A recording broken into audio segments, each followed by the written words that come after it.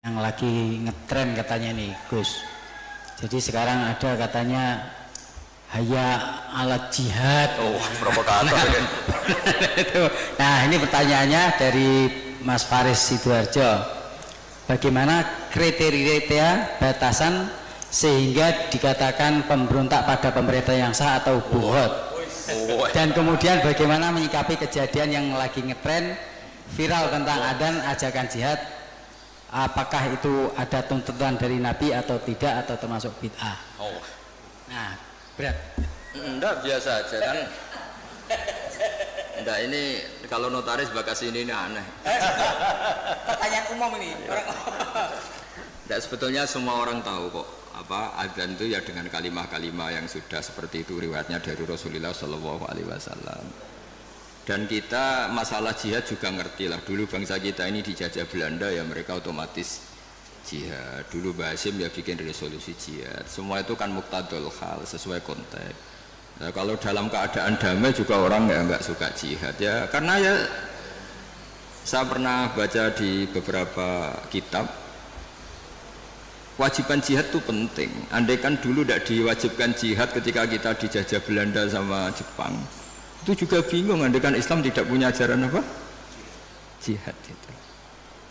Tapi ketika hukum itu berdasar muqtadul hal, maka hukum itu menjadi gugur ketika muqtadul hal itu tidak ada. Jadi tanggapi saja secara ilmiah. Jadi kita juga kebingungan loh, andai kan dulu nggak ada bab jihad di fikih itu ketika kita dijajah apa?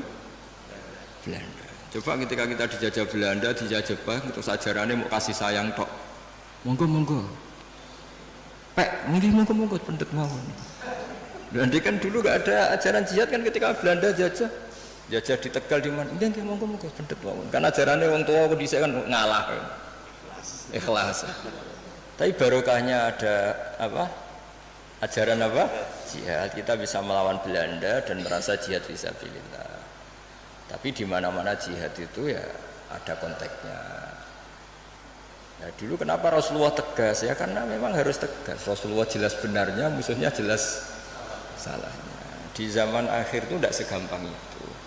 Jadi ini nggak usah jadi jawaban yang perlu dibentur-bentur, kan biasa aja, normal saja. Saya dengan Mas Imam ini ya karena dia tamu tak hormati gitu. Nah, kalau mulai ganggu waktu saya tidak saya hormati lagi kan tidak ada. Jadi ya sudah normal saja. Makanya ini dilatih lah, ngadepi fenomena apa saja itu dihadapi secara normal saja karena agama ini menyediakan apa? Semuanya. Termasuk menurut saya kita harus berjuang supaya tradisi kita superior karena kita pejabat, kita tokoh, terus nganggap desa-desa terbelakang objek itu jangan. Kayak ya tadi, kayak kita anggap desa-desa terbelakang ini jadikan wisata karena udaranya masih segar, gini-gini. Oke, kalau itu awal dari kita kenal orang-orang desa nggak apa-apa. Tapi kalau awal menjadikan itu objek, wah enak beli tanah di sini murah itu. Wah enak nikah di sini murah gitu.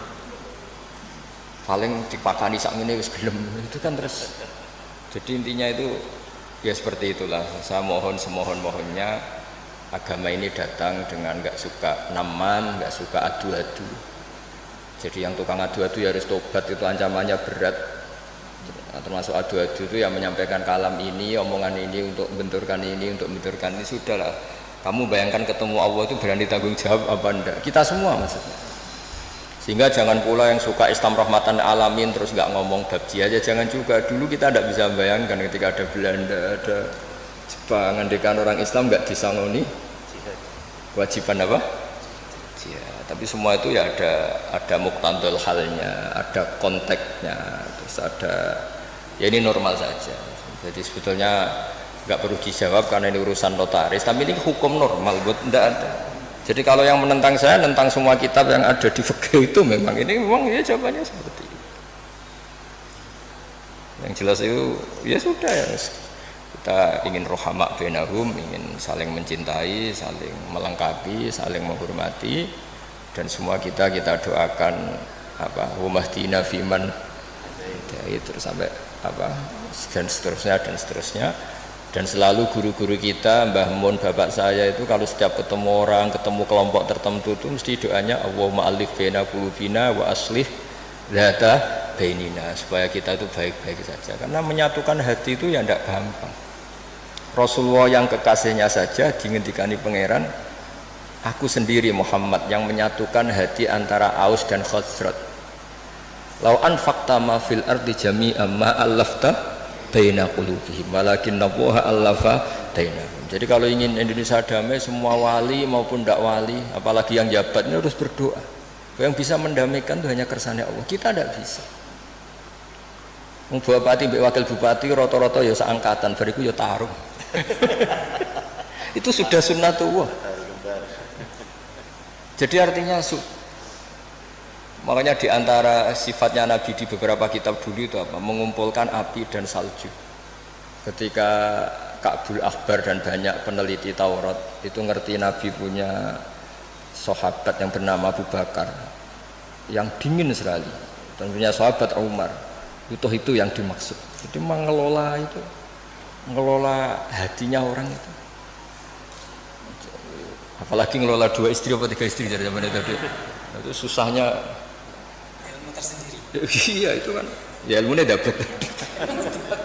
Jadi saya mohon sekali lah bahwa kita harus sering berdoa, Allahumma alif baina qulubina wa aslih dzata bainina. Dan kita disatukan oleh Indonesia. Semuanya anak bangsa harus kita hormati. Kita harus ingin Indonesia ini baik, lebih baik, karena PR kita ini banyak sekali. Jangan dihabiskan untuk hal-hal yang ya, jadi saya mohon sekali. Jadi ya sudah seperti itulah, nggak usah ini bukan jawaban saya, jawaban nurani seluruh bangsa Indonesia, seluruh bangsa dunia. Itu kan ya normal, ini kan sudah sebenarnya nggak perlu dijawab, sudah normal, ini normal sekali. Mungkin ada saja. Lah ini ku maos mawon kula niku. Udah ini sudah selesai.